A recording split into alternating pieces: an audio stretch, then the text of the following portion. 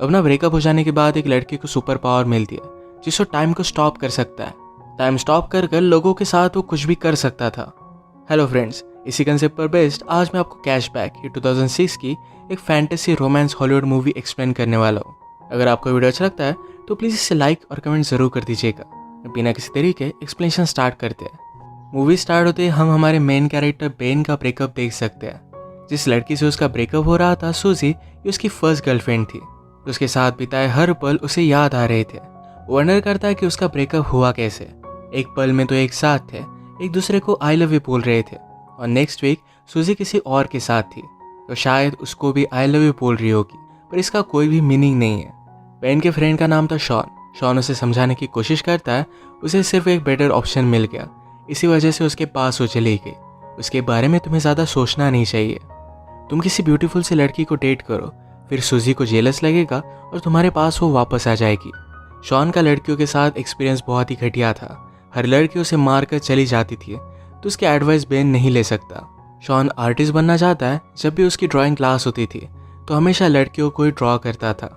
हमेशा उसे सूजी की याद आती रहती थी। एक रात उसने उसे कॉल किया।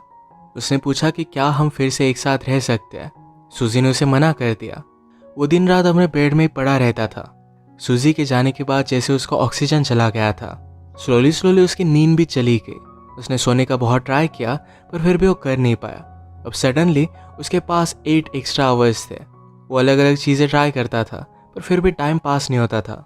वो कुछ भी करे, सूजी की याद हमेशा उसके साथ रहती थी। एक रात वो ग्रोसरी लेने के लिए गया हुआ था। वहाँ पर नोटिस देखता है कि उन्हें काम करने के लिए स्टाफ की ज़रूरत थी। बेन को नींद नहीं आती तो 8 एक्स्ट्रा घंटे बिताने के लिए यहाँ पर वो जॉब कर लेता है। वहाँ के जब मैनेजर को उसने देखा तो मैनेजर पहले फुटबॉल का प्लेयर हुआ करता था, अब यहाँ का मैनेजर है। ये देखकर बेन रियलाइज़ करता है कि लाइफ इसी तरीके से बहुत फास्ट गुजर जाएगी, पर इसके लिए वो कुछ कर भी नहीं सकता। बेन के साथ एक लड़की काम करती थी, उसका नाम था शैरन। बेन ने नोटिस किया कि उसका मैनेजर शैरन के साथ बहुत ही अजीब तरीके से पेश आता है। शैरन को ये बात अनकंफर्टेबल लगती है।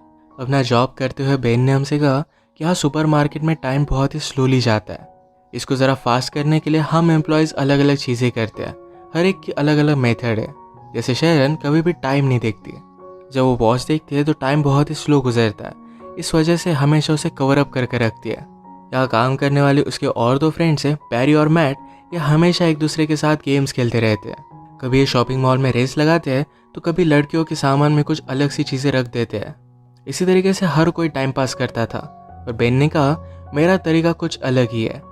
जब उसका ब्रेकअप हुआ तो उसके लिए टाइम गुजारना बहुत ही हार्ड था, तो एक सुपर पावर उसमें आ गई। ये सुपर पावर थी टाइम को स्टॉप कर पाने की। वो अपनी पावर से सब कुछ स्टॉप कर देता और सारी चीज़ें घूमने लग जाता। सुपरमार्केट की सारी ब्यूटीफुल लड़कियों को नोटिस करता था। उसे लगता है कि लड़कियों में अलग से ही पावर होती है। वो जब छोटा था तो एक फॉरेन स्टूडेंट उनके घर में रहने के लिए आई हुई थी। वो बहुत ही ब्यूटीफुल थी। वो हमेशा उसे ही देखता रहता था। बेन जब ये टाइम स्टॉप करता था तो हमेशा लड़कियों की न्यू ड्राइंग करता था। उसने एक नॉवेल में पढ़ा था कि लड़कियों को पेंटर के साथ अफेयर करना अच्छा लगता है, क्योंकि उनकी ब्यूटी जैसी है वैसी वो देख सकते हैं। ऐसे ही बेन ड्राइंग करते हुए अपना टाइम गुजारता था, और जब वो अनपॉज करता तो बहुत सारा टाइम गुजर जाता। अगले दिन बेन से मिलने के लिए उसका फ्रेंड शॉन आया। शॉन को पता था कि अभी बेन अपने इस गर्लफ्रेंड के बारे में सोच रहा है। वो उसे कहता है तुम्हें जल्द से मूव ऑन करना चाहिए। शॉन हमेशा उसे यही बात कहता रहता है, तो इस मूवमेंट को भी वो पॉज कर देता है। एक्चुअल में बेन और शॉन ये बचपन से बहुत अच्छे फ्रेंड्स थे। जब शॉन की मदर घर से चली जाती तो दोनों मिलकर न्यूड मैगजीन्स देखते। एक दिन जब ये दोनों देख रहे थे तो शॉन की मदर वापस आ गई। वो इन दोनों की फ्रेंडशिप को अलग ही समझती है। आज शॉन बेन से कह रहा था तुम्हें स्ट्रिप क्लब वगैरह मेरे साथ चलना चाहिए। सुनकर बेन को अपने बचपन का एक किस्सा याद आता है। उनकी स्ट्रीट पर एक लड़की थी जो पैसों के लिए न्यूड होती थी। ये सारे फ्रेंड्स लाइन लगाकर उसे मिलने के लिए जाते थे। इसके बाद हम देखते हैं अगले दिन बेन और शैरन की नज़रों से नज़रें मिली थी। लॉकर रूम में शैरन को ज़रा भूख लगी थी तो बेन का सैंडविच मांग लेती है। सैंडविच का पिकल शैरन के गाल पर लग गया था। जैसे कि बॉलीवुड मूवीज़ में होता है वैसे एक रोमांटिक सा इनका मूवमेंट हुआ। ये मूवमेंट बेन जाने नहीं देना चाहता था, इसे फ्रीज कर रखना चाहता था, पर शैरन चली गई। वो कुछ भी कर नहीं पाया। उसे अच्छा लग रहा था कि सूजी से मूव ऑन कर अब वो शैरन को लाइक करने लग गया है। तभी उसके फ्रेंड ने डिस्कस कर रहे थे। मैट कहता है आज मैंने शैरन को डेट के लिए पूछा। मैट इसके लिए बहुत ही एक्साइटेड था, पर बेन को बहुत बुरा लगता है। बेन हमसे कहता है हमेशा मेरे साथ ऐसी चीज़ें होती रहती है, तो जिसको भी लाइक करता है उससे दूर चले जाते हैं। वो जब छोटा था तो अपनी टीचर को लाइक करता था, पर टीचर के साथ कुछ भी हो नहीं सकता। उसकी और एक क्लासमेट थी जिसको बहुत लाइक करता था। एक दिन उस लड़की का एक्सीडेंट हो गया। उसके प्लास्टर पर हर कोई ग्राफिटी बनाता था। बेन हमेशा उसे देखता रहता, तो उस लड़की ने उसे अप्रोच किया। बेन ने भी अपनी सिग्नेचर उस प्लास्टर पर बनाई। जब उस लड़की का प्लास्टर निकला तो उसका पूरा हाथ हेयर से भर गया था। सब लोग उसे चिढ़ाने लग गए। वो अकेली पड़ गई थी, तो बेन उसके पास आकर बैठा, कहा कि तुम जैसी हो वैसे ही ब्यूटीफुल हो। इसके बाद एक गर्लफ्रेंड बॉयफ्रेंड बन गए थे। एक दिन बेन ने उसे स्कूल के पीछे बुलाया। उसके पास आई और पूछती है क्या तुम मुझे किस करना चाहते हो। बेन कहता है कि हाँ, पर कल तुम मुझे यहाँ मिलना। कल स्कूल में कोई भी नहीं होता। कल हॉलीडे था तो उन्हें कोई भी डिस्टर्ब नहीं करता। अगले दिन बेन ने उसका बहुत वेट किया, पर वो आई ही नहीं। बाद में उसे पता चला कि उस लड़की का ट्रांसफ़र हो गया है। फिर से हम प्रेजेंट में देखते हैं कि बेन और शॉन बात कर रहे थे। बेन ने शारन के बारे में शॉन को बताया, पर वो ये भी कहता है मैट और शारन आज मूवी देखने के लिए जाने वाले हैं। शॉन ने कहा कि वो सिर्फ एज अ फ्रेंड्स मूवी देखने के लिए जा रहे होंगे, उनके बीच में कुछ है ऐसा कंपल्सरी नहीं। पर जब नेक्स्ट डे बेन काम पर जाता है तो मैट अपने फ्रेंड से शारन के बारे में बात कर रहा था। वो बता रहा था कि वो और शारन कल रात इंटीमेट हुए। बेन का दिल टूट जाता है। इसी मोमेंट पर उनके मैनेजर उनके पास आए। कहते हैं मेरे एक ओल्ड फ्रेंड के साथ मैंने बेट लगाई थी, उसकी टीम के साथ हम सबको मिलकर फुटबॉल खेलना है। इस फुटबॉल मैच पर मैट को सपोर्ट करने के लिए शारन भी आई हुई थी। इनमें से किसी को भी फुटबॉल खेलना आता नहीं था, तो बहुत ही बुरी तरीके से हार रहे थे। ऑपोजिट टीम के 26 गोल हो गए थे और उनके 0 ही थे। बेन को बोर होने लग जाता है, तो टाइम को फिर से उसने स्टॉप कर दिया। बेन हमसे कहता है मुझे हमेशा यहाँ पर बहुत ही ज़्यादा सेफ लगता है, कोई भी उसे डिस्टर्ब नहीं कर सकता। वो कैफेटेरिया में गया तो अचानक से उसे कुछ आवाज़ आई। वो आसपास देखने लग जाता है। एक आदमी अनफ्रीज होकर वहाँ से भाग गया। बेन सिर्फ अकेला नहीं है जो टाइम स्टॉप कर कर घूम फिर सकता है। घूम फिर कर बेन फिर से मैच में वापस आया। इनका लास्ट गोल था, तो मैट ने जोर से फुटबॉल को किक किया तो मैनेजर की नाक को तोड़ देता है। उसे हॉस्पिटल लेकर गया। बेन को कहकर जाता है कि शारन को घर छोड़ देना। बेन और शारन फिर कॉफ़ी के लिए आए।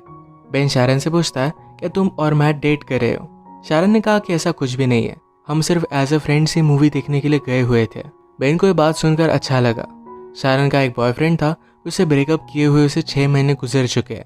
बेन भी अपने ब्रेकअप के बारे में उसे बताता है। एक दूसरे को और भी जान लेते हैं। शारन ने कहा कि नाइट में मैं स्पेनिश सीखती हूँ, उसे अलग अलग प्लेसेस घूमना है, वहाँ के लोगों के बारे में जान लेना है। स्पेनिश सीखने के बाद शायद वो स्पेन में जाकर वहाँ पर टीच करेगी। उसे साउथ अमेरिका भी बहुत अच्छा लगता है, तो वहाँ पर भी वो जाना चाहती थी। वो बेन को उसके ड्रीम्स के बारे में पूछती है। बेन ने कहा कि मुझे ड्रॉ करना बहुत अच्छा लगता है, शायद एक दिन उसकी भी आर्ट गैलरी में एग्जीबिशन होगा। शारन ने कहा कि मैं हमेशा एक आर्टिस्ट से मिलना चाहती थी, वो वर्ल्ड की किसी भी चीज़ में ब्यूटी देख सकते हैं। ये बात शारन को बेन की बहुत अच्छी लगी। बेन ने शारन को घर पर छोड़ दिया। ये दोनों किस करने वाले थे, पर ये सही से हो नहीं पाई। अगले दिन मैनेजर ने अनाउंस किया कि उसका बर्थडे आने वाला है, तो सबको उसके घर पर पार्टी के लिए आना पड़ेगा। शारन फिर बेन से पूछती है क्या उस रात तुम मेरे साथ चलोगे।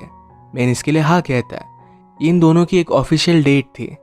मैनेजर ने बेन को बुलाया, कहा कि बर्थडे पर एक सरप्राइज स्ट्रिपर भी होनी चाहिए, इसका इंतज़ाम तुम करोगे। बेन को पता नहीं था कि वो कैसे करेगा, पर वो शॉन की हेल्प लेता है। शॉन को इन सब चीज़ों के बारे में बहुत ही अच्छी नॉलेज होती है, तो उसे एक पब में वो लेकर गया। वो एक लड़की से बात करते हैं, पर उस लड़की ने कहा कि मैं उस रात बहुत ही बिजी हूँ, मेरे एक फ्रेंड को वहाँ पर मैं भेज दूंगी। कल रात के बाद बेन को हर जगह पर शारन ही दिख रही थी। वो टाइम को स्टॉप कर कर हमेशा उसे ही ड्रॉ करता। ऐसे ही कुछ दिन बीत गए और कल मैनेजर का बर्थडे था। तो शारन बेन से पूछती है क्या तुम अब भी मेरे साथ डेट पर चलना चाहते हो। बेन कहता है कि ऑफकोर्स चलना चाहता हो। जाते वक्त शारन बेन को प्रॉपरली किस कर गई। इतने दिन तक बेन को नींद नहीं आई थी, पर आज रात वो बहुत सोया। उठने के बाद उसे एक आर्ट गैलरी से कॉल आता है। बेन के पिक्चर्स उन्हें बहुत अच्छे लगे थे और उसे मिलने के लिए बुलाया हुआ था। बेन इसके लिए बहुत ही एक्साइटेड हो जाता है, पर इस सिर्फ उसके फ्रेंड मैट और बैरी उसका मज़ा ले रहे थे। रात में बहुत ही अच्छे से रेडी होकर वो शारन के पास पहुंचा। वो शारन को अपने आर्ट की गुड न्यूज़ बता देता है, उसे भी बहुत अच्छा लगता है। ये दोनों फिर पार्टी में आए, पर बेन यहाँ पर सुजी को देखता है। पार्टी में इन्होंने ऑर्डर की हुई स्ट्रिपर भी आई हुई थी। ये वही स्ट्रिपर थी जो शॉन और बेन बचपन में देखने के लिए जाया करते थे। शॉन मौके का फ़ायदा उठाकर उसे डेट के लिए पूछ लेता है। शॉन हमेशा लड़कियों से कुछ भी गलत चीज़ें बोलता था, पर ये लड़की उसे बचपन से जानती है तो कोई भी प्रॉब्लम नहीं आएगा। शायद उसकी भी लव स्टोरी यहाँ से स्टार्ट हो जाएगी। पार्टी में बेन ज़रा वॉशरूम के लिए जाता है तो वहाँ पर सूजी भी थी। सूजी को बेन को शारन के साथ देखकर ज़रा बुरा लगा था। वो रियलाइज़ करती कि बेन उसके लिए परफेक्ट था तो उसे फिर से पाना चाहती थी। बेन उसमें कोई भी इंटरेस्ट नहीं दिखा था। इसी के पैरेलल में हम देख सकते हैं मैनेजर शारन से बात करने लग गया। वो उसे हरास करने लग जाता है तो शारन इस पर गुस्सा होके और यहाँ से निकलने लग गई। उसने जब ऊपर बेन और सूजी को देखा तो उसी मोमेंट पर सूजी बेन को किस कर रही थी। अगली मोमेंट पर बेन ने उसे झटक दिया था पर शारन ने देखा नहीं। वो गुस्से में यहाँ से चली गई। बेन रियलाइज करता है कि शारन को क्या लगा होगा। उसने टाइम को स्टॉप कर दिया। सोचा कि वो शारन को क्या बताएगा पर कुछ भी वो सोच नहीं पाता। ऐसे उसने 2 दिन तक टाइम को स्टॉप करके रखा था। अनपॉज करने के बाद भी वो शारन को मना नहीं पाता। उसे मिलने के लिए गया पर शारन उसकी कुछ भी बात नहीं सुनती। उसे फिर से नींद आना बंद हो जाता है। जैसे हमने पहले देखा था कि बेन के फ्रेंड्स ने उसे प्रैंक कॉल कर एक आर्ट गैलरी में मिलने के लिए बुलाया हुआ है। तो बेन एक्चुअल में अपना सब आर्ट लेकर उस आर्ट गैलरी में चला जाता है। वहाँ के एजेंट से उसने बात की तो उसकी कोई भी अपॉइंटमेंट नहीं थी पर एजेंट उसकी ड्राइंग देख लेता है। उसे ड्राइंग्स बहुत ही पसंद आई। वो बेन को अपॉर्चुनिटी देते हैं और अब उसका एक आर्ट शो होने वाला था। इसका इनविटेशन बेन शारन को देकर आता है। इस एग्जीबिशन ने शारन की बेन ने जो भी ड्राइंग्स बनाई थी सिर्फ यही लगाई हुई थी। ये सब कुछ बहुत ही ब्यूटीफुल था। बेन से एक आर्ट की एजेंट बात करने लगी। कहती है मुझे तुम्हारी ड्राइंग्स बहुत ही पसंद आई। वो न्यूयॉर्क से थी तो उसे बहुत बड़ी अपॉर्चुनिटी दे सकती थी। बात करते हुए बेन ने नोटिस किया कि शारन भी ये शो देखने के लिए आई हुई है। ये आर्ट एजेंट उसे पूछ रही थी कि फ्यूचर में तुम क्या करना चाहोगे। बेन कहता है कि मुझे साउथ अमेरिका में जाकर ट्रैवल करके ड्राइंग करनी है। एक्चुअल में शारन का ड्रीम था तो उसे साउथ अमेरिका में ट्रैवल करना है तो बेन भी उसी के साथ ट्रैवल करके ड्रॉ करना चाहता था।